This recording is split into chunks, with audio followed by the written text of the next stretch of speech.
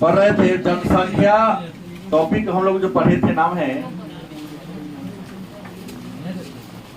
जनसंख्या वितरण वृद्धि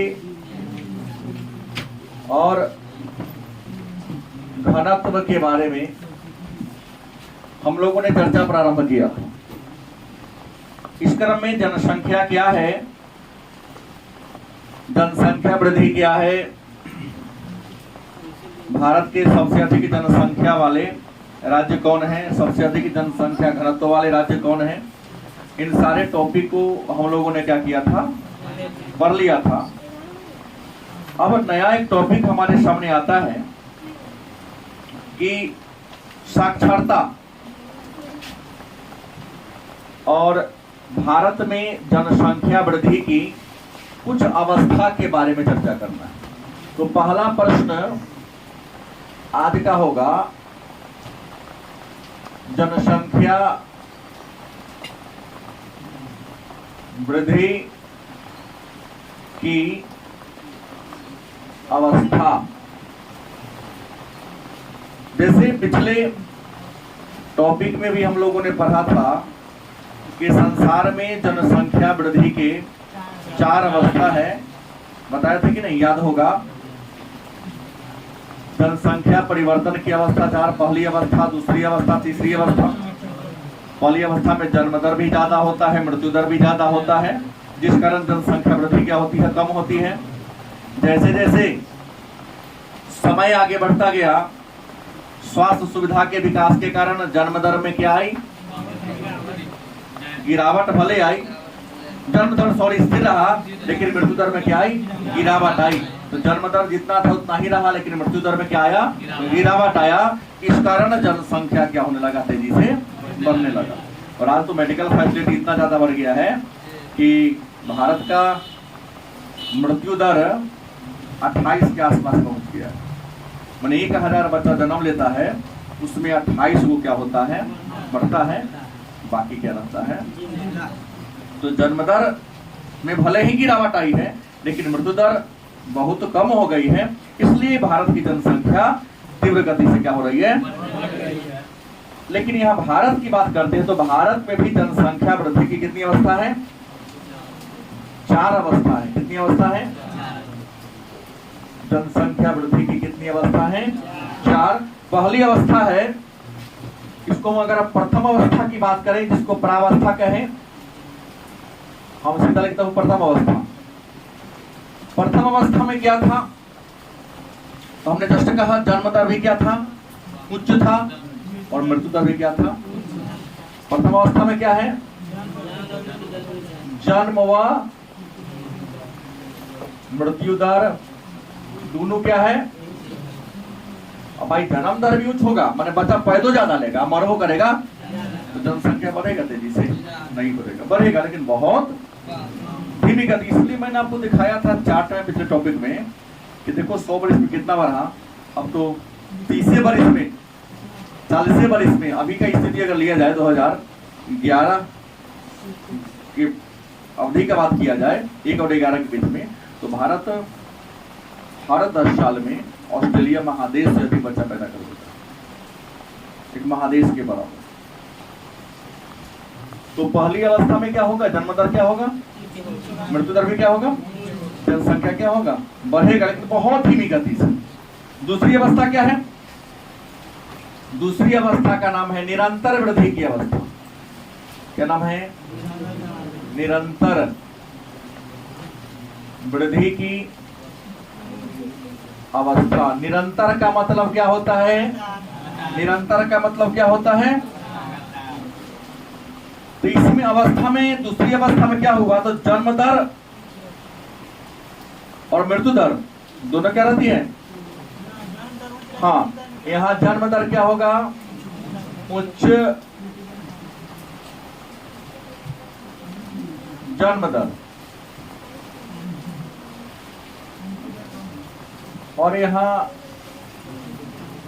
मृत्यु दर में क्या दर की गई है, गिरावट, माने कमी देखी गई। तो जन्म ज्यादा ही लेगा, मृत्यु क्या होगा, कम होगा। तो गारंटी है पहला के तुलना में जनसंख्या थोड़ा तेज बढ़ेगा, बढ़ने का दर क्या होगा, तेज होगा। तीसरी अवस्था है नाम है घटती अवधि की अवस्था। क्या है? तीव्र वृद्धि की अवस्था। तीव्र वृद्धि की अवस्था क्या है? तीव्र वृद्धि की अवस्था। एक बात है मैं आपको बता दूं, पटना शहर का रिकॉर्ड बता रहा हूं कि जो भी बड़े बड़े जीएस पढ़ाने वाले संस्थान हैं सब रोड पर देखते हैं पिछले 3 परीक्षा की वजह से, क्योंकि जो लोग पढ़ाते हैं उस टाइम का प्रश्न नहीं पूछा जाता। अब परीक्षा में वही बच्चा अच्छा सफल हो रहा है जो किताब को लाइन से पढ़ रहा है। आने वाले दिनों में शिक्षक को अपना भी पढ़ाने का तौर तरीका क्या होगा, बदलना होगा। क्योंकि अब लुसेंट से पढ़कर, एसपीडी से पढ़ाकर कुछ टीचर हैं जो अपना कॉपी बना लिए हैं, उतना ही पढ़ाते हैं जितना कॉपी में क्या है। तो आप लोगों को मैं सलाह दे रहा हूं कि जो टीचर कॉपी खोल के पढ़ा रहा हो, कॉपी से लिखा हो, ऐसे से पढ़ाई छोड़ दे। नहीं समझे बात? उससे अच्छा है कि खुद जो प्रमाणिक पुस्तक है, एनसीईआरटी एक बेस होता है, एनसीईआरटी से प्रश्न सब टकराता नहीं है। एनसीईआरटी क्या होता है? एक बेस होता है, उसको तो पढ़ना ही है। उसके अलावा एडवांस पुस्तक भी पढ़ें, क्योंकि कुछ ऐसे ऐसे प्रश्न आ रहे हैं जो छोटा मोटा किताब में देखने को नहीं मिलता। बात समझ गए? कुछ बता दूंगा, देख ही लीजिएगा। जैसे हमने पढ़ा grade old of man, Bharat के वयोवृद्ध पुरुष दादा भाई नौरोजी को, तो वयोवृद्ध महिला किसे कहते हैं? आई भी तो जानना है। वो किताबें आप लोग पढ़े हैं अभी तक? नहीं पढ़े हैं। इसके लिए कुछ ऐसी पुस्तकें हैं एडवांस, उसको पढ़ने की आपको क्या है जरूरत है। तो तीव्र वृद्धि की अवस्था, इस अवस्था में क्या होता है? जन्म दर क्या होता है? जन्म दर क्या रहता है? थोड़ी सी गिरावट। क्या? और मृत्यु दर में भी क्या होता है? गिरावट होती है। लेकिन एक बात है, थोड़ा सा ध्यान लगाने की जरूरत है। दोनों गिरावटें हैं, लेकिन जन्म दर में के तुलना में मृत्यु दर में गिरावट क्या है? ज्यादा तेज है। जन्म दर भी गिरा है, लेकिन मृत्यु दर भी क्या हुआ है? तेजी से गिरा है, माने कम मरा है। बच्चा कि जो मरने का दर था क्या हो गया? कम हो गया। जितना बच्चा जन्म कम मरा तो जनसंख्या क्या होगा? हमने कहा तीव्र वृद्धि की अवस्था, माने जन्म दर घटा है जरूर, कोई दिक्कत नहीं है। खेत का उत्पादन घटा है तो खाने वाले की खुराक भी क्या हो गया? घटी है। गांव में पहले सुनते होंगे आप लोग अपने पिताजी से, दादाजी से जिंदा, अरे फलानमा तो 2.5 किलो चावल की बात कर रहे। क्या मनमोहन? मनमोहन के पास राकेश रहता तो सरकार लेता, कहानी उसके पास स्टोर रहता है। पहले लोग कहता था कि लोग पहले बहुत पंडित जी तो एक तौला दही खा जाता था। शादी विवाह में जाओ तो भर पेट दही चूड़ा खाने के बाद 70 को 100 को 150 रसगुल्ला खा जाते थे। हालांकि 70 तक खाते हुए मैंने देखा है। 5-7 साल पहले बारात 2 साल में करने का मौका मिला था। तो एक में बाराती बनकर गए थे और एक में हमारे मित्र की बहन की शादी थी, तो बाराती के स्वागत करने में थे।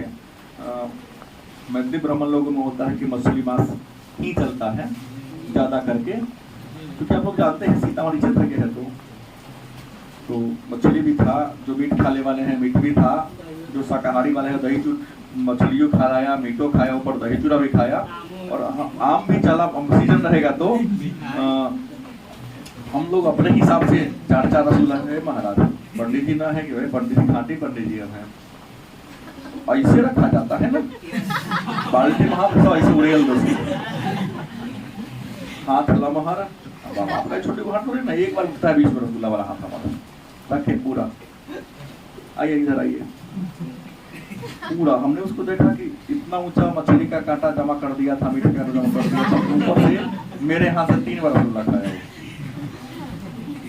कहा कि गैप थोड़ा और देते ना आप लोग, एक आध बाल्टी हम लोग है, लेकिन वैसे में अवतारी पुरुष सब कम मिलता है, लेकिन हाँ वो लोग अवतार लिए हैं भोजन करने के। तो यहाँ है क्या कि जन्म दर हो रही, गिरावट आ रही है, मृत्यु दर में क्या हो रही है? अनाज घटा है तो भाई 2.5 किलो खाने वाले भी तो घटा है ना, 2.5 किलो में 20 आदमी खा लेता है, गलत कि सही? अब ये समय जो मुंह खोल लेती है ये पेट भर जाता है रोटी देख के। क्या रहा था? चौथी अवस्था क्या कहोगे आप? घटती वृद्धि की अवस्था क्या है? घटती वृद्धि की क्या है? घटती वृद्धि की अवस्था में क्या होगा भाई कि जन्म दर तो पक्का स्थिर हो गया, जन्म दर क्या हो गया, लेकिन मृत्यु दर भी स्थिर की अवस्था पहुंच गया है।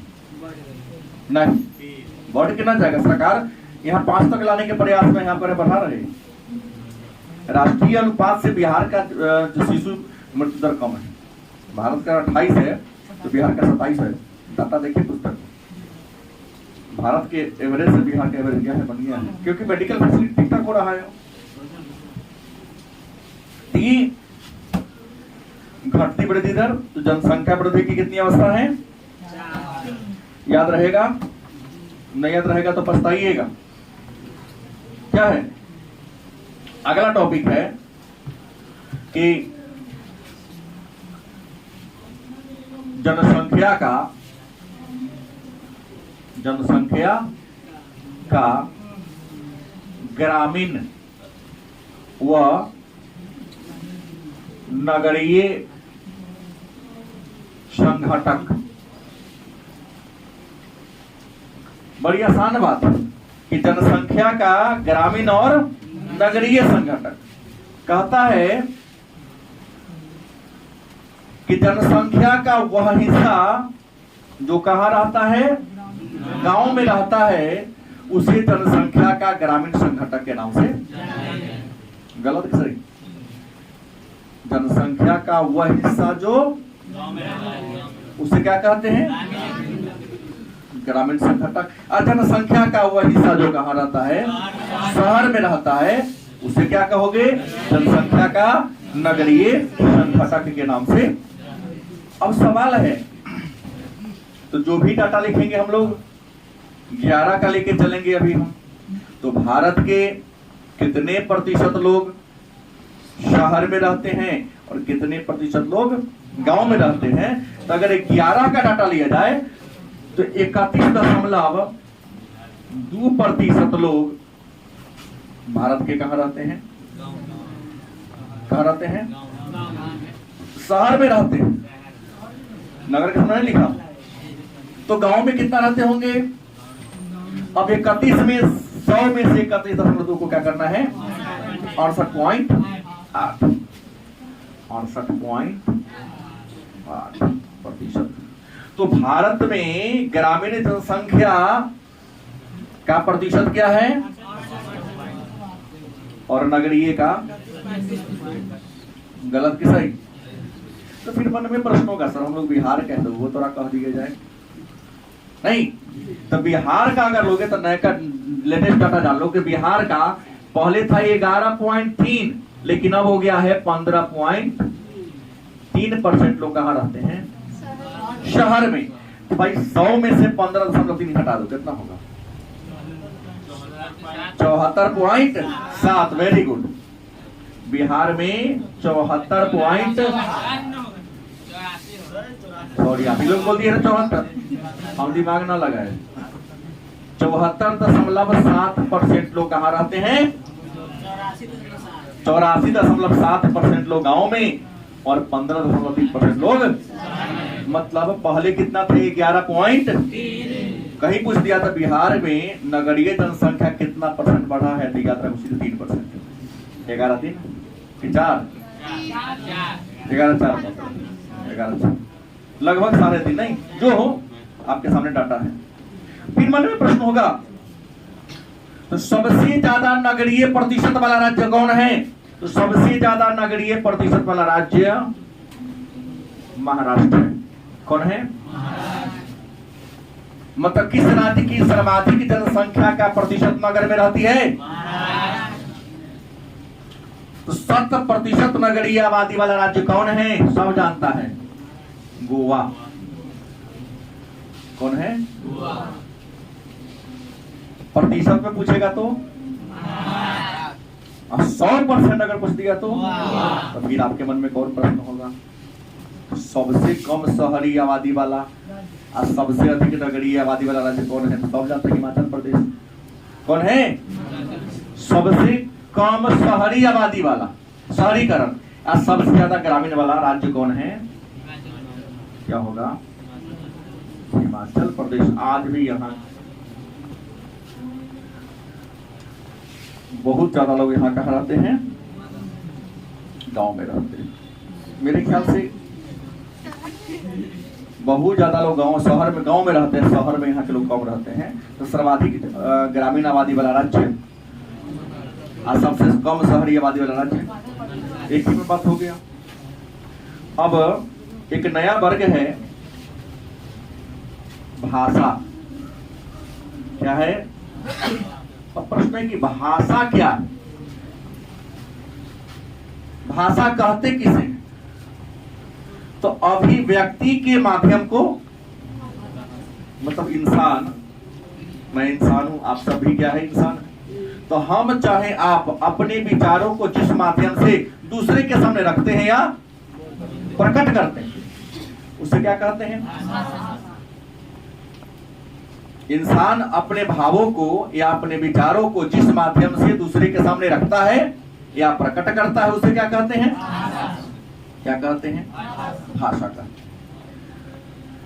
अब सवाल है,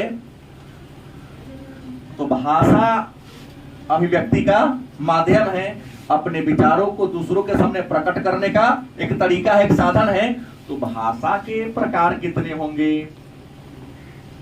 भाषा के अगर हम प्रकार की बात करें कि प्रकार कितने हैं, तो भाषा 3 प्रकार का होता है। शायद पढ़े होंगे बचपन में आप लोग। पहला कौन होगा? लिखित। दूसरा क्या होगा? मौखिक। और तीसरा क्या होगा? अच्छा, सांकेतिक एक और नाम हमारा मन में उठ रहा है, शायद आप लोग जानते हो, हाव भाव की भाषा। इसको सांकेतिक हाव भाव भी कहा। तो लिखित वह भाषा जिसको लिखकर व्यक्त किया जाए। गलत सही? कुछ ऐसी भाषाएं हैं जो हम लोग बोल लेते हैं लेकिन लिखते नहीं है। देहाती भाषा लोग, जो देशज हमारी भाषाएं हैं। क्या सुमन? सुमन के यहाँ कह रहे कुर्सिया लगी ना सर जी, कुर्सिया सब्जी खड़े, कुर्सिया तो कुर्सिया लिखो, कुर्सिया कहते हो, कुर्सी, चेयर, लेकिन क्या कह रहा था उसे? कुर्सी वाला सर जी खड़े हैं। क्या है? कुछ ऐसी भाषा है हम लोग गांव में है। तोरो बारे में कह रहा था, मनमोहना बहुत बदमाशी करता है, पढ़ता नहीं सर, दिन भर मछली मारता है, जाले लगा दिया है पुकुर नदी में, कहता है पूरा लोखंडई हमरे।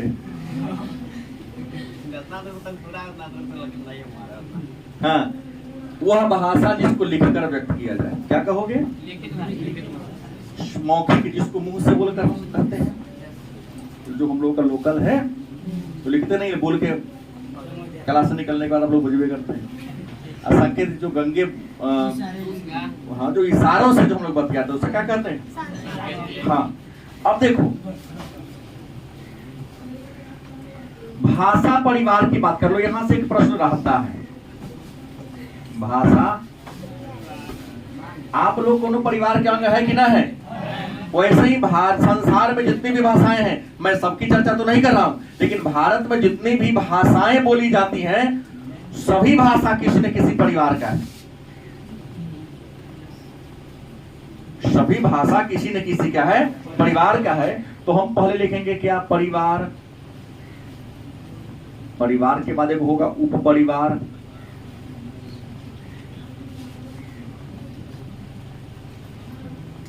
ठीक है, ठीक। शाखा वर्ग,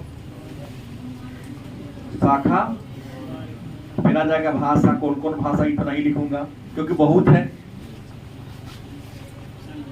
परिवार की बात करते हैं तो भारत में जितने भी लोग हैं 1,35,00,00,000 क्या जी, जितना हो। जैसे बड़ी खुशी की गर्व की बात थी 23 अगस्त शाम वही मान लो 6 बजे हम जहां देखे सब खुशी, लेकिन इस खुशी में भी कुछ लोग बड़ी गम में जी रहे हैं कि अगर नेहरू नहीं होते तो चंद्रयान 3 नहीं जाता।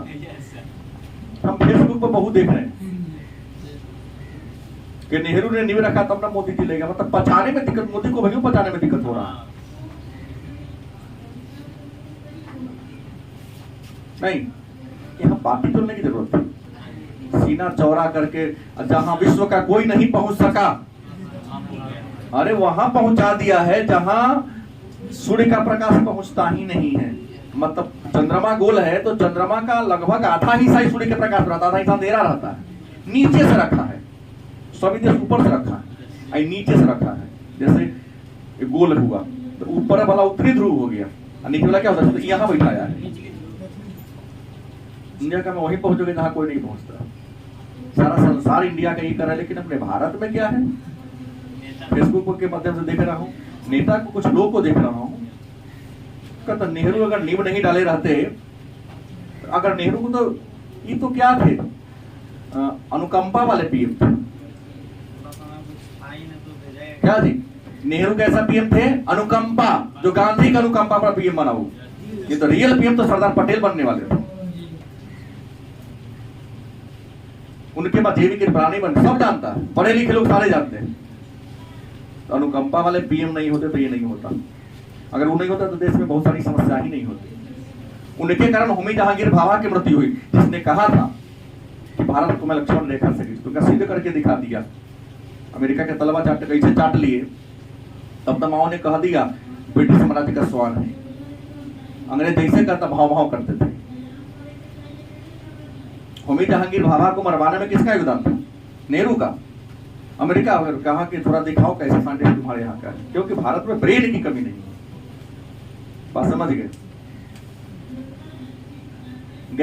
विमान में क्रैश करा दिया, वो तो रेखा से कुछ केमिकल बनाया था, खींच दिया, निगाह तुम्हारी बुरी होगी, अपने आग जलने लगेगा। कह रही है हमको उससे मतलब नहीं है, केवल गर्व करने की जरूरत है। जहां कोई नहीं गया वहां हम गए। मैं नहीं बोला, हम मतलब पूरे भारत के बारे में बोल रहे हैं। तो परिवार कितने हैं, तो भारत में 4 भाषा परिवार के लोग रहते हैं। इसमें नंबर 1 है, कौन है, आस्ट्रिक।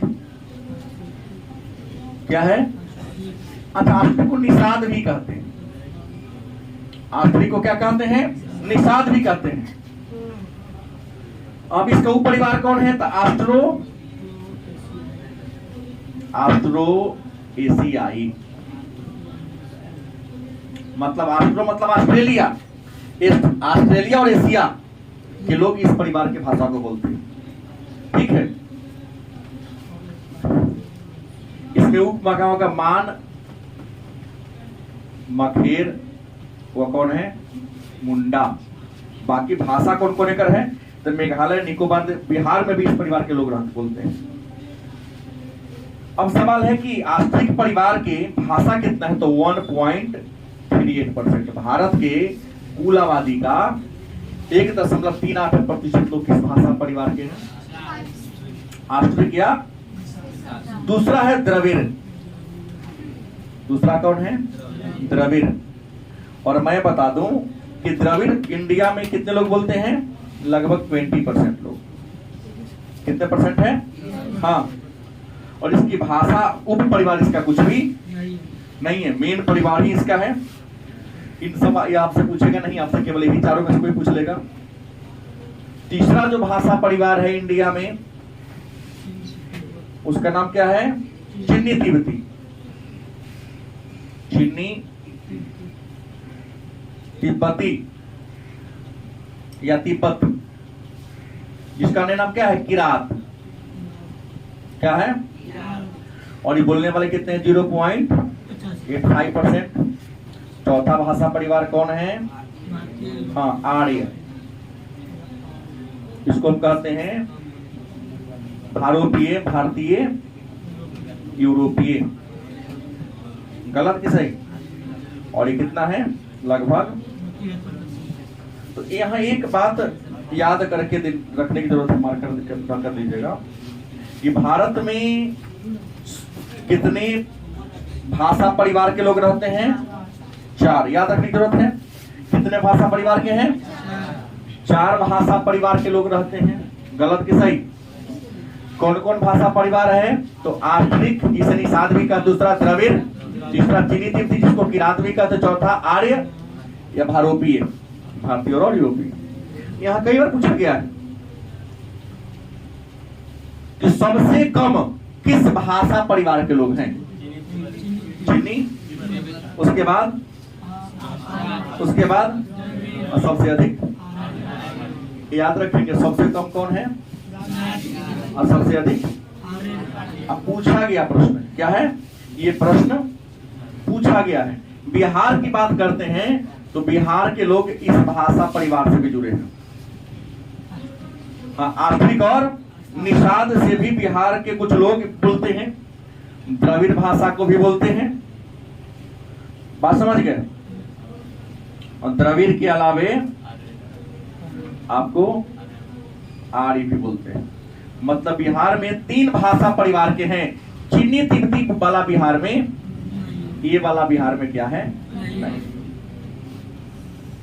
प्रश्न बना सकता है कि बिहार के लोग किस भाषा परिवार के भाषा को नहीं बोलते हैं, तो आपका उत्तर क्या होगा? चीनी तिब्बती या किरात। कोई दिक्कत? जम्मू कश्मीर, हिमाचल, सिक्किम, अरुणाचल, अब पूर्वोत्तर का जितना राज्य है ना, वो सभी ये भाषा को बोलता है। पूर्वोत्तर में 8 राज्य है ना, एगो जम्मू कश्मीर है, हिमाचल ले लो, अब पूर्वोत्तर के 8 राज्य ले लो, सब इस भाषा परिवार के लोग हैं। अब एक और आता है, धार्मिक संघटक की बात करते हैं। किसकी बात करते हैं? लास्ट टॉपिक होगा धार्मिक संघटक। मतलब धर्म के आधार पर किसी देश की जनसंख्या को बांट देना। गलत कि सही? किसी देश की जनसंख्या को किस आधार पर बांट देना? धर्म के आधार पर बांट देना जनसंख्या का धार्मिक संघटक कहलाता है। किसी बच्चे को दिक्कत? धर्म के आधार पर किसी देश की जनसंख्या का क्या कर देना? वर्गीकरण कर देना, बंटवारा कर देना, धार्मिक संघटक कहलाता है। अब सवाल होगा, तो धर्म के आधार पर जनसंख्या का वर्गीकरण धार्मिक संघटक कहलाता है? नहीं। तो भारत का धर्म क्या है? तो भारत कोई अपना धर्म नहीं। क्योंकि आपको बता दिया हूं कि भारत धर्म निरपेक्ष देश है। धर्म निरपेक्ष का मतलब होता है देश का अपना कोई धर्म नहीं है, धर्म लोगों का निजी मामला है। तुम्हें जिस धर्म में विश्वास है उस धर्म को आप क्या कर सकते हो? स्वीकार कर सकते हो, अपना सकते हो। गलत कि सही? तो मन में प्रश्न होगा कि सर भारत में कितने धर्म के लोग रहते हैं? तो भारत को बहुधर्मी देश कहा गया है। कौन देश? क्योंकि बहुत सारे धर्म के लोग रहते हैं। इसमें अगर बात करें तो नंबर 1 हिंदू, नंबर 2 मुसलमान, 3 में क्या होगा? ईसाई, 4 में क्या होगा?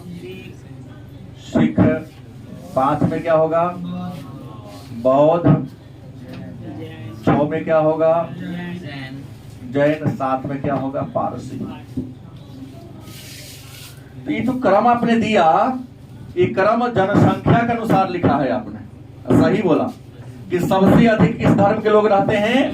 हिंदू, 79.8% है। लगभग 80 ले सकते हैं, हालांकि घटेगा। 11 के रटा है, मुसलमान की बात करते तो 14.2%। भारत की कुल आबादी का 14 और 16 के आसपास पहुंच गया है। तीसरा ईसाई 2.3%, सिख 1.7, बौद्ध 0.7, जैन की बात कर ले तो 0.4 और पारसी की बात कर ले तो 0. उल्टा हो गया क्या? ठीक है 0.7। मतलब जैन सबसे कम है। अगर इसको तो चेंज करते तो गड़बड़ा जाएगा आप लोग को याद करने में। पहले कौन होगा? पारसी जो 0.7 है और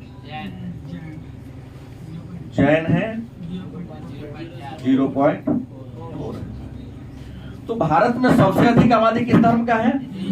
उसके बाद उसके बाद उसके बाद उसके बाद उसके बाद उसके बाद एक बात जानते हैं कि दुनिया में सबसे ज्यादा आबादी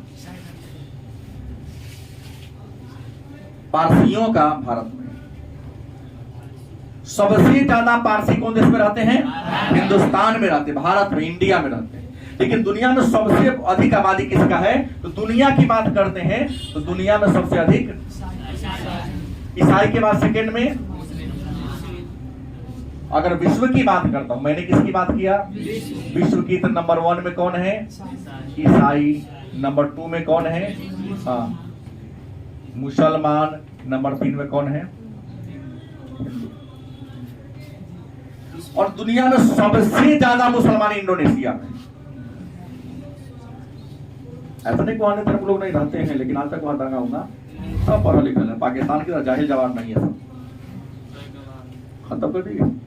और याद रखेंगे धर्म की अगर बात करते हैं तो हमने भारत को कितने धर्म में कर दिया?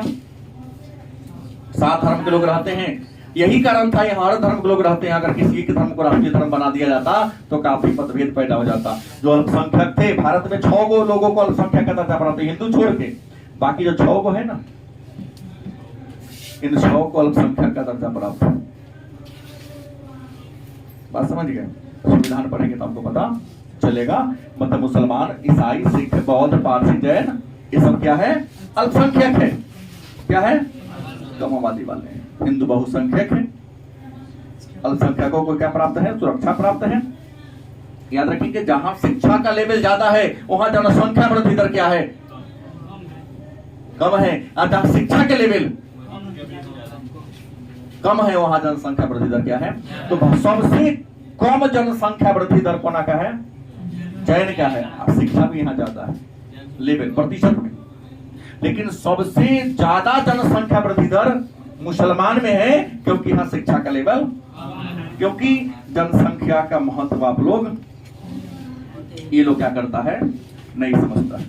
अब प्रश्न है तो लिंग अनुपात के लास्ट आता है, मेरे ख्याल से पढ़ा दिया हूं, पढ़ाने की जरूरत नहीं है। लिंग अनुपात क्या है? तो प्रति 1000 की आबादी पर, शायद पढ़ाया हो ना, कि प्रति 1000 की जनसंख्या पर महिलाओं की कुल संख्या को लिंगानुपात या लिंगानुपात या लिंग संघटक के नाम से। भारत का लिंगानुपात है 943, बिहार का है 918। सबसे ज्यादा है केरल का, हाँ। सबसे कम किसका है? हरियाणा। अरे भाई गलत है, काहे उसको लेके चल रहे हैं? जो बोल दिया वैसे ही ठीक। हम काहे का लेके चले? 19 मीटर करना हुआ, गलत किताब दे दिया है, मान लो उसको आप। तो वही आप लिखिएगा, मैं लिखूंगा ये। आप लोग परीक्षा में ना लिखिए, आप लिखिएगा 24 लिखिएगा।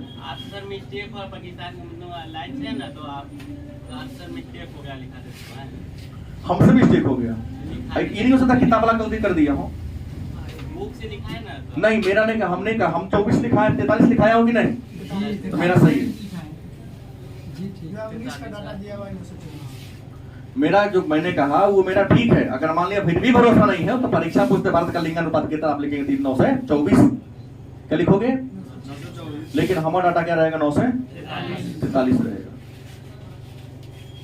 बात समझ गए?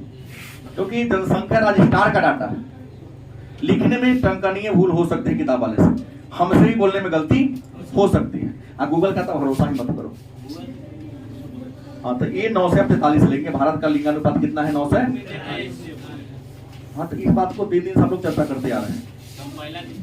हाँ आपको मैं कुछ कहा नहीं हूँ, हम उस दिन भी समझाते ही बात कि 9 से ये नहीं लेके चलना। उस दिन भी चर्चा हुआ बहुत देर, आज भी चर्चा हुई है। पहले इसलिए मैं दिमाग में सेट करना चाहा हूँ कि मैं लिखाया हूँ 9, बोला हूँ 9 से 43, लिखाया हूँ 9 से 43। परीक्षा में आएगा तो मैं कहता हूँ 9 से 43 लिखो, लेकिन अगर आपको मन होगा कि 9 से 24 लिखे तो आप लिख सकते हैं, कोई दिक्कत हमको नहीं है। नंबर 1 आपका जाएगा। क्योंकि हमसे गलती होती तो आप लोग कहते बिहार वाला मान लेता कि हमसे गलती बोला गया, किताब वाला का नंबर दिले है नहीं दिया। धोखा से हो सकता है, किसी से टंकनीय भूल। फिर छोड़िए, तो भारत का लिंगानुपात, बिहार का। फिर पूछेगा सबसे अधिक लिंगानुपात वाला राज्य कौन है? सबसे कम। और पता है बिहार का अगर बात करें तो बिहार में तो जिला होगा, बिहार में सबसे अधिक लिंगानुपात वाला जिला कौन है? गोपालगंज। उसके बाद सिवान, जहां 1000 पुरुष पर 1000 से 33 के आसपास महिला है। अब सबसे कम लिंगानुपात पटना का है। सबसे अधिक लिंगानुपात वाला बिहार का जिला गोपालगंज। उसके बाद कौन होगा? सिवान। और सबसे कम लिंगानुपात वाला जिला कौन होगा? तो ये रहा आपका जनसंख्या, मतलब रिवीजन टाइप में हो गया। और मैं आपको बता दूं कि चूंकि लिंगानुपात भारत में क्या हो रहा है, कम है। कुछ देशों के, लाटविया में सबसे अधिक बढ़ा दिया हूं शायद लिंगानुपात। कुछ राज्य का ठीक ठाक है, कुछ राज्य का घट रहा है। देखिए केरल में पढ़े लोग के लोग ज्यादा, 94% अधिक लोग पढ़े लिखे। लिंगानुपात क्या है? ज्यादा है। और हरियाणा में शिक्षा का लेवल कम है, बिहार में शिक्षा का लेवल कम है, तो लिंगानुपात देखो 9 से 18 के आसपास। तो लिंगानुपात के घटने के पीछे रीजन क्या है? तो पहला तो लोग रीजन होगा शिक्षा का स्तर। क्योंकि बेटा और बेटी में फर्क कौन करता है? जब पढ़ा लिखा, जो पढ़ा लिखा हो इंसान होगा वो बेटा बेटी में फर्क नहीं करेगा। गलत कि सही? दूसरी, भ्रूण हत्या, मतलब माँ के घर में कोई बच्चा है, उसका लिंग परीक्षण करा लिए, जन्म लेने से पहले उसको क्या कर दिया आपने? इसे कहते हैं भ्रूण हत्या। तो भ्रूण हत्या भी लिंगानुपात का, क्योंकि बेटा होता है तो लोग सेव संतरा खिलाना शुरू कर देता है। आज चल गया पता कत गया बेटी है तो या तो खत्म करवा दो, तो उस पर देख रेखी कम कर दो। ऐसी मानसिकता है अशिक्षित लोगों का, भारत की नहीं, नाम पढ़े लिखे लोगों के। भारत में पढ़ो लिखे लोग हैं, जेके को बेटी है, चलो हम दो हमारे खुश हैं कि क्योंकि इंसान बना देंगे, इंदिरा गांधी बना देंगे पढ़ा लिखा के, मतलब बड़े बड़े पदाधिकारी बना देंगे। अनेक बनाने से क्या होगा? कौरव 100 को था, 100 का नाश हो गया। पांडव 5 थे, पढ़े लिखे थे, राजा बने, छीना गया, फिर भी राजा का पद बना कि नहीं? तो शिक्षा के महत्व को समझना पड़ेगा और धैर्य आपको रखना पड़ेगा, सीखना पड़ेगा धर्म ग्रंथों से। ये पांचों भाई बड़ी धैर्य के साथ चले। जो धैर्य नहीं किया उसका नाश हुआ है कि नहीं हुआ है?